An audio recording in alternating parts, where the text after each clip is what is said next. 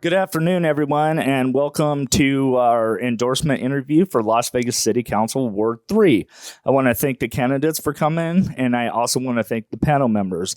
And I also want to give a special thanks to our sponsors, the Foreign Exchange, Stephanie Phillips, U.S. Senate candidate, Ron Quince, Congressional District 1 candidate, Richard Cherchio, North Las Vegas City Councilman, and I also want to thank our moderator for this afternoon, Bob Coffin. He served as a Las Vegas City Councilman, Nevada State Senator, Nevada Assemblyman, and International Observer at the Nicaraguan elections. My name is Jim Jonas. I'm the Director of Veterans and Politics. I will also be your timekeeper. Each candidate, when asked a question from a panel member, will get 45 seconds to answer that. At 15 seconds left, I'm going to put up the yellow card. At 45 seconds, you'll get the red card. I won't be rude and interrupt you mid-sentence, but you need to wrap up as quickly as possible. First thing I'd like to do is I want to start by giving each candidate 45 seconds. Please introduce yourself, what office you're running for, and why you are seeking this endorsement. We'll go ahead and start with you, Melissa. Good afternoon. Thanks for having me. I'm Melissa Clary. I'm running for Las Vegas City Council Ward 3. I live in the heart of the ward in Huntridge neighborhood, and I'm ready and willing to step up for the attention and really the response we've been looking for in Ward 3. I have a planning and land use background, which is essential to a council position. My current job at the Veterans Affairs is as a project manager, running the infrastructure in all of our hospitals and clinics. And I think that will translate nicely into what we do in the city with a lot of our economic development and just looking out for our community in general. And I'm happy to attend to veterans issues today with you all. Good afternoon. First and foremost, I want to thank all the veterans that are on the panel for your service and for giving us the opportunity to live in this democratic city. Were it not for the sacrifice of many men and women in uniform, we wouldn't be able to partake and enjoy of our freedoms. And so I don't take any of it lightly. I'm Councilwoman Olivia Diaz. Before getting to this position in 2019 and earning the trust of the community, I had also been a state assemblywoman for 8 years, and I'm really proud of the fact that when I was in the legislature, we advanced veteran, with your support and your help, we made Nevada one of the most veteran-friendly states. And the work isn't done, but I'm gonna continue to work hard to press on issues because you're getting a full-time plus more time councilwoman out of me and the work I'm doing.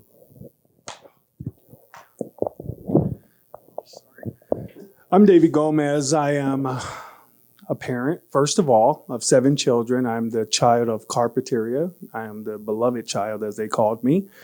I am currently the commissioner for Clark County School District, inaugurated by Jesus Har, which a lot of people didn't like, but he made me the bridge commissioner. I've been working tirelessly and endlessly for Clark County School District as a volunteer to make sure that I ensure that things are done the right way when I have the ability to do that.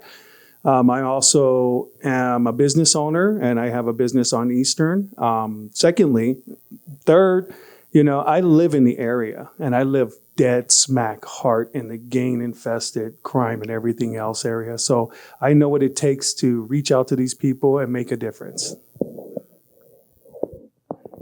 Okay, thank you. I'm going to go ahead and start with my question. Jim Jonas, Director of Veterans and Politics International. Ward 3, this ward has major security concerns. A worker at Veterans Village was actually threatened by gunpoint trying to just give free food to homeless veterans. And Veterans Village can't even get insurance on their building because the crime is so bad. What is your plan to rectify this situation? And I mean immediately.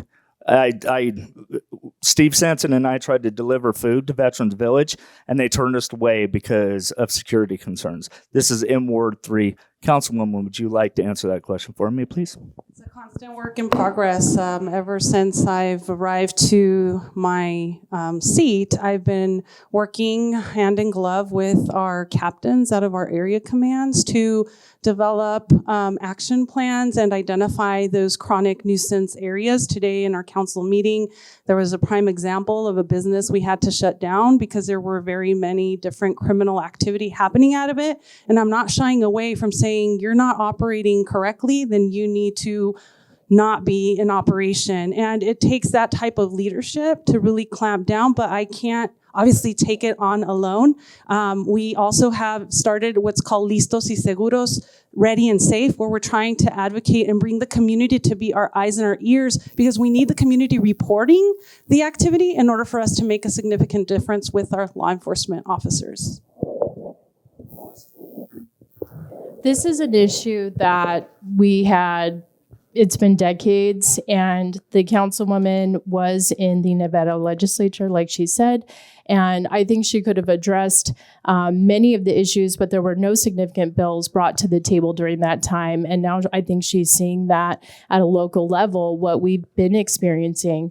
In my eyes, obviously this needs immediate attention. I think that instead of putting together programs that aren't working, we need to assist with looking at private security for that site and ramping up the community-oriented policing division. And it's clear, I've done 3 ride-alongs with Metro over this campaign with each area command, and it's clear what the issues are, and they are low staff. So the problem that I see there is that nobody really understands and see what the problems are in that area. Everybody shies away when they have to be present. And I'm not accusing or saying nobody isn't present when they do become present, but these issues are just not Veterans Village, just the whole entire area. That whole entire 21st Street, we have guys sitting on the curb smoking drugs and doing all different types of things. So as a councilman, I would go into downtown command center, I would talk to the captain, and I would see what we have to do. I'm not going to go for any red tape or bureaucratic issues with answers on what we should start formulating, because people's lives are at jeopardy and they need help now, not later. And according to Veterans Village, they do have a security there. They have multiple securities there, which I've seen personally, and I know. So that's because I'm there, and I would do something different by being proactive.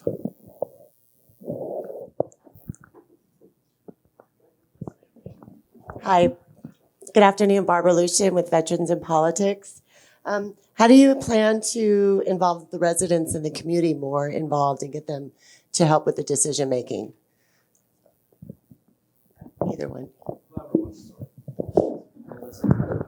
I can start. So really what's brought me here to run for office, I did last time unsuccessfully, lost by 74 votes, was my engagement in the neighborhood. I ran the Huntridge Neighborhood Association for a number of years. I started the Downtown Community Coalition of a lot of our neighborhood associations to do just that, to collaborate on ideas, to engage on what was going on in the community, and to have a better relationship with city council and our other elected officials.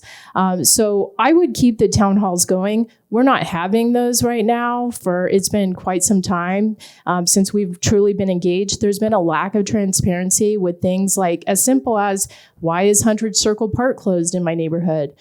There's been no transparency for the last several months, and we're going on to summer with that. I just want to say that we have engaged every group that wants to have our ear on any issue that's happening in the community. I've had a very open door. People who have reached out to my office gets to talk to us about things that impact them.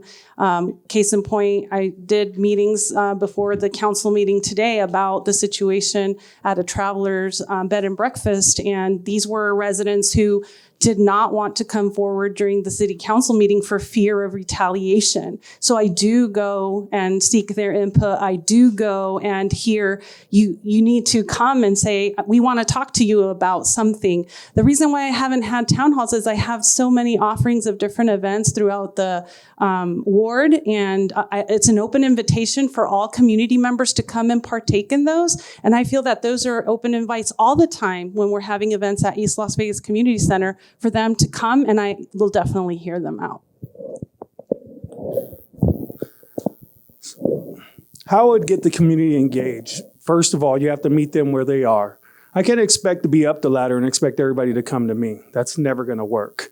When I expect people to come to me, they're going to make excuses on why they can't make it there or whatever's going on. As far as a community, we have a high propensity of Hispanic Latinos in our area.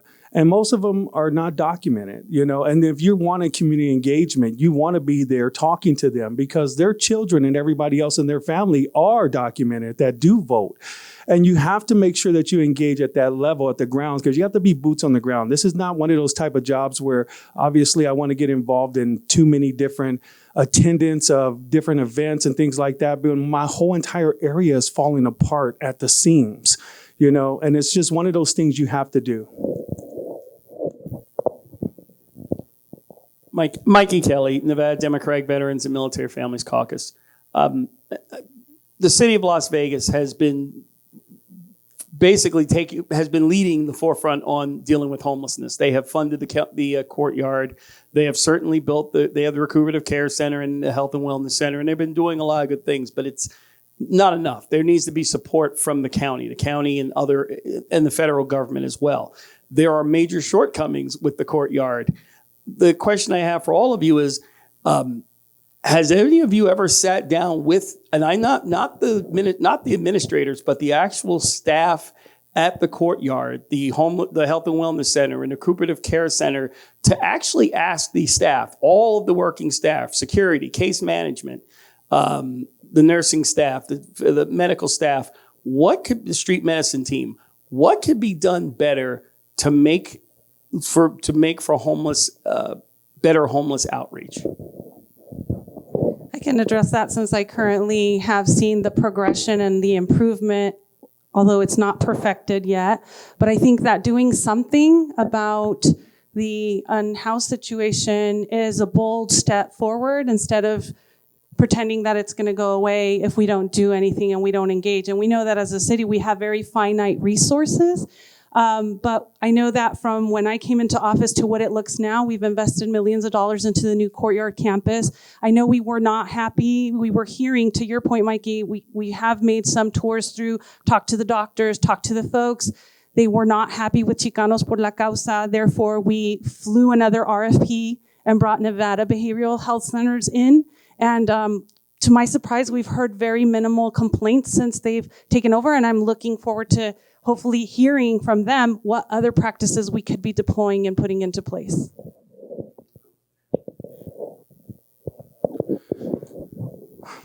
I don't have as much experience as Olivia when it comes to engaging the center. The center, she actually placed me on her advisory team, and the only engagement I had was speaking to them at that point. But I do talk to a lot of homeless people, and I speak to them on their level, and I try to figure out where their problems are and what trials and tribulations they're facing at the moment. Is there a quick fix for it? No, there isn't a quick fix. This is not a situation, but there's just too many Band-Aids on this situation with the homelessness. I have been reached out by them because they come to my office, and I allow them to come in my office, and they come in and they talk to me, and I say, listen, what do you need? I need an ID. Well, there's no IDs. There's no social security cards. There's no birth certificates. They're having too many troubles, and some of them are not clinically mental. They're just having struggles, and some are. Thanks for that question, Mikey. As you know, I've sat down with you before to talk about security at the courtyard. I've talked to different social services providers that contract out of the offices there. Before running for office, I sat as a community advocate on the Southern Nevada Homelessness Continuum of Care Coalition to better get a handle on what is going on with homelessness. And that was it's been 10 years. So I'm not happy. A lot of people know this. I'm not happy with the courtyard approach. I think it's one piece of the puzzle. The HUD model, where we get the bulk of our federal funding for homelessness, is housing first. And the county is doing that. I believe we need a more regional approach. We need to work together at a closer level with the county and a lot of those nonprofit providers that are the subject matter experts in this area.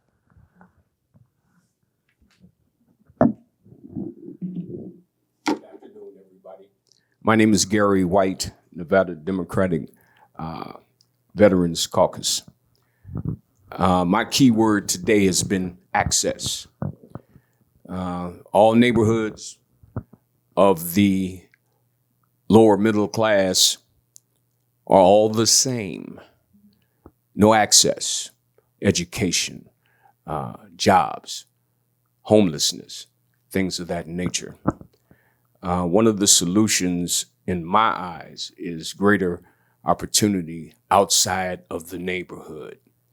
Public transportation here is terrible, and I would use a different word, but I'm being polite. This town needs a light rail system. Do you think that your community would be well served by having access to public transportation for jobs, medical, things of that nature?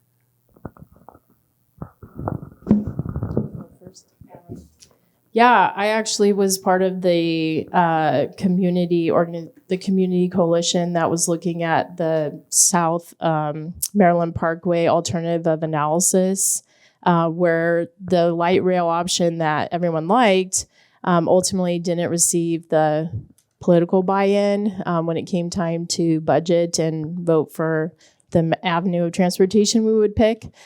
So that was certainly something through many years of participation. Most people wanted the light rail. So not being an elected official myself, that's certainly something I would research and look into. I know there's a trolley situation or something being looked at for Charleston. I would look into that because that obviously traverses our ward. And I'm with you. We need to clean up our public transportation. I would be afraid to get on the bus in certain neighborhoods. I haven't had the privilege of sitting on RTC yet in my tenure at the city council. The mayor has held a seat there, and currently Councilman Knutson represents the city on RTC. I can tell you that the decision to not deploy light rail kind of got made as I was coming onto the council, and then we shifted from going to light rail to a rapid bus transit system. And so that rapid bus transit system will come from the airport up Maryland Parkway and kind of traverse Ward 3. So it's another faster alternative we're seeking to do. Right now, we're also trying to create more connectivity with bike offerings so that they can get from the bus to point B, wherever they're dropped off, pick up a bike and head over, and whatever we can do to facilitate. We know that our community needs to be hired, housed in order to be healthy. So as far as a light rail system, I'm pretty sure that it'd take a while to get done. But I do see that what Olivia is speaking about, a bus system, but I think it can be improved if you do talk to RTC and work very well with them. We can create what's called something like a dash bus, and a dash bus can go in between streets versus go on the main streets, because going on the main street, you're just looking at a traffic headache and a nightmare. Would that help improve jobs and securities and things like that to that nature? Yes, it would. It'd help them to get to their jobs and get there a lot faster, or give them opportunity to apply for jobs in areas where they can get to in an accurate time, because most of the time people can't get there due to the traffic that we're currently facing, not only just because of the cars and the people, but because of all the cones that are displaced everywhere where they're supposed to stage it in the correct place.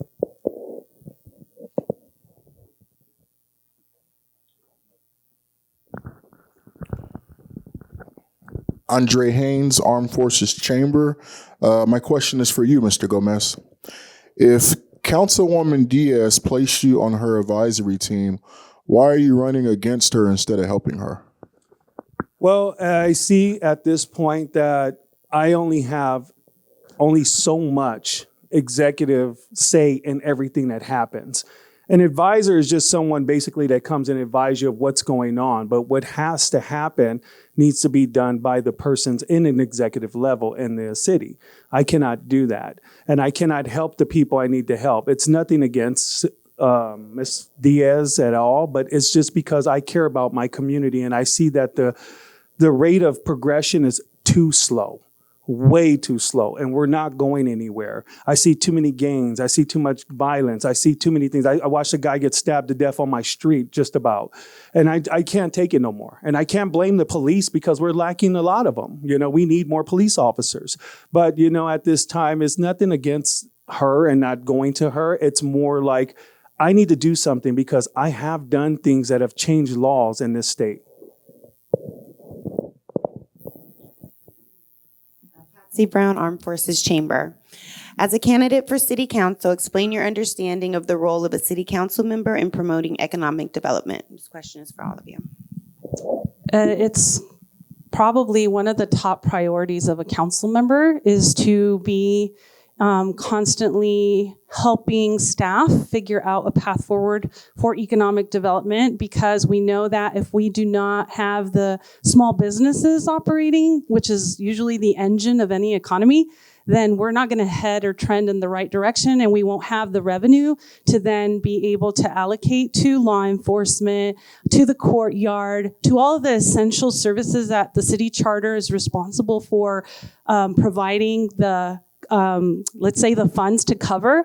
If we don't have that pie increasing over time in terms of the revenue coming to us, we can't afford that bill. We can't hire more law enforcement officers. We can't afford to put more services into the courtyard. And so important to be in lockstep with our staff. Good afternoon. My name is Jeff Crampton, and I'm representing. Should we answer that? Oh, I beg your pardon. Two more. I thought you handed it to me. Economic development is incredibly important at the city, the whole valley, and we're so connected. As we know, most voters don't even realize they're on the county side of Sahara or the city side. However, we've made some gains. That's clear to see. The arts district has picked up a bit. You know, we've introduced some new housing, some new businesses. However, we've also lost business, and that's clear when you drive through the ward. For example, one of our most prominent gateways, the entry into downtown, is Charleston and Las Vegas Boulevard, not too far from here. And Wells Fargo Bank closed, Walgreens closed. The corner looks horrendous. And trying to bring on new economic development with the state of the ward is incredibly difficult because it's hard to attract investment when you're faced with rising crime and increasing homelessness. So,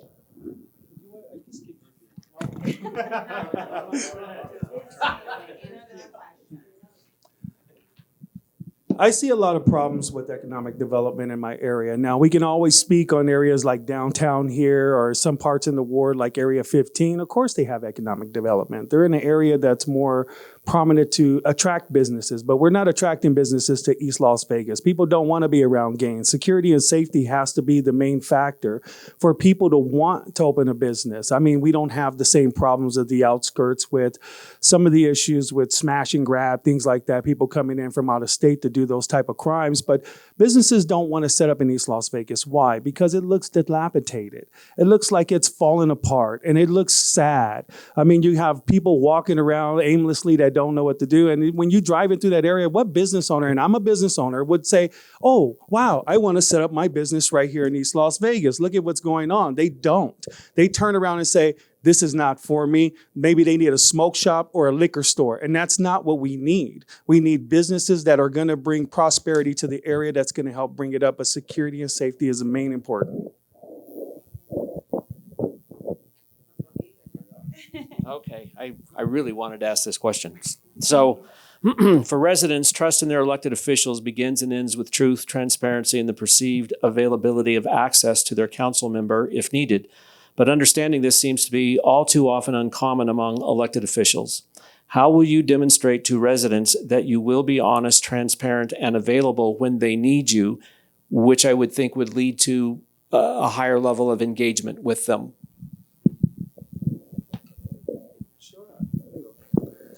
So most of my neighbors and everybody in my area knows that I'm transparent. They can walk in my door at any given time.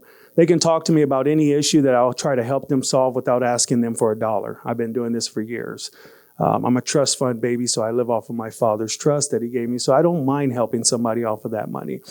As far as being transparent with the community, I've always been transparent. On my videos that I will post later, will show on my site how transparent I am with people that actually talk to me on a daily basis. Talking to the community, I engage in the schools. I go to the schools and buy shirts for the kids that can't afford it. So I'm engaging constantly every single day as a commissioner for the school district, as well as a father and a partner of the community. So would I allow my door to be open door policy? Absolutely. If they can't find me at the city, you better believe you're going to find me at my business. I believe I've been open, honest, and transparent my entire career, from the time I was in the state legislature to today.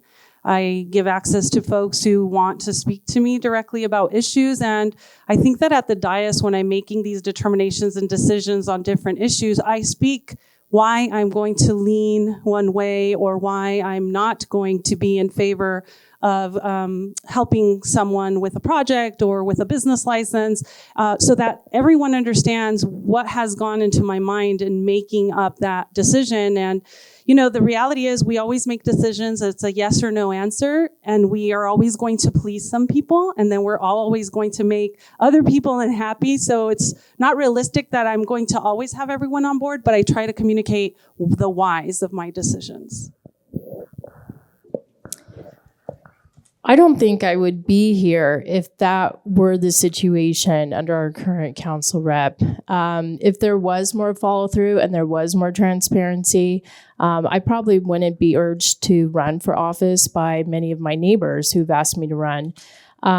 Frankly, there has to be better communication, just regarding what we're doing to resolve certain situations. Homelessness is something we're all talking about. It rates very high on the issues everyone talks about for the city council. That needs to be on the agenda every time. We need to be talking about our gains in reducing homelessness every time, just for an example. And that'll be on my website. You know, when I'm in office, that'll be something that's paramount for people to see what we're doing and the gains we're making. Nevada Democratic Veterans and Military Families Caucus, thank you very much for being here. My question, Clark County Sheriff Kevin McMahill has proposed establishing a wellness center for police, fire, and medical personnel. This center aims to provide mental health support and a fitness facility for first responders to address unresolved trauma and promote overall well-being. Will you commit to supporting Sheriff McMahill's initiative to establish the wellness center and ensure its effective operation for the benefit of our police officers, firefighters, medical personnel, a significant number of whom are military veterans, and their physical and mental health? Absolutely. Our first responders are a critical lifeline for our communities. In our time of need, we're always needing a firefighter to come through our doors for a medical episode or domestic violence related disputes. We're needing someone of law enforcement to show up ASAP. But sometimes our first responders can't unsee all of what they do see on a daily basis. And it's so imperative that we invest in making sure that they're taking the steps to decompress. To a certain degree, I can relate because I see a lot of the needs. I see a lot of the pleas. I hear a lot of the clamors in my community. And to a certain degree, everyone needs to offload. Everyone needs to be centered. Everybody needs a safe space to then say, you know what? I'm doing everything I humanly can to make a difference in everybody's life one at a time. I'll be really quick. Unequivocally, yes, that's an easy answer. I've done 3 ride-alongs covering all of our area commands in Ward 3. I work for the VA for over a decade now. Yes. Yes, I would support Kevin McMahill with his measure of having that center set up. I've been knowing Kevin since Bolden Area Command. You know, he was in a predominantly black area back then, and I know exactly all the things that he has seen and he understands when it comes to people. And I understand that he understands what his officers need as well. And if they need something like this, we're here to support them, and we should do things like this because they are our first responders. We need them well when they show up to a call. We don't need them going delusionally crazy because they don't have nothing to offset them from all the stress and traumas that they go through, PTSD on a daily daily basis that they have to take home and then change and wear a different hat when they see their loved ones and kiss them and have that engagement with their families. Yes, we do need those things in place. And yes, I will support Kevin McMahill with that. All right. Thank you, panel members. Thank you, candidates. Now each candidate will be given 30 seconds just for last statement, point of contact, how people can get a hold of you, etc. I'll go ahead and start with Councilwoman Diaz. Yes, absolutely. You can go onto our website at oliviadiazlv.com for any questions you may want to ask us directly about anything, any platform questions you may have, any situations that you may be aware of in the neighborhoods that you want me to know about, please reach out. The best phone number to reach 702-501-8994. And you can always drop us a line also via the website I just gave. That's oliviadiazlv.com. And our social media handles are Olivia Diaz-LV. We try to make things quick, efficient, and kind of the same so that people don't have to struggle and remember, what was that? Thank you. So you can reach me at my phone number, 725 area code 253-5883. My email for my campaign is David4 citycouncilman.lv@gmail.com. They can reach me there, or they can reach me at my office. My office, I'm always there. I'm always in the office doing work for everyone at 133 Northeastern Avenue, Las Vegas, Nevada, 89101. If they can't reach me by phone or measures of that, they can always walk in my office and talk to me and say, hey, I need some help and I need to speak to Mr. Gomez. Okay, so my number is on everything. It's my personal number. Call or text me. It's 702-277-4566. My website is just my name right here, melissaclary.com. But the biggest takeaway, since you have people probably watching on recorded video, the VA National Call Center for Homeless Veterans, 24/7 counseling services. The number is 877-424-3838.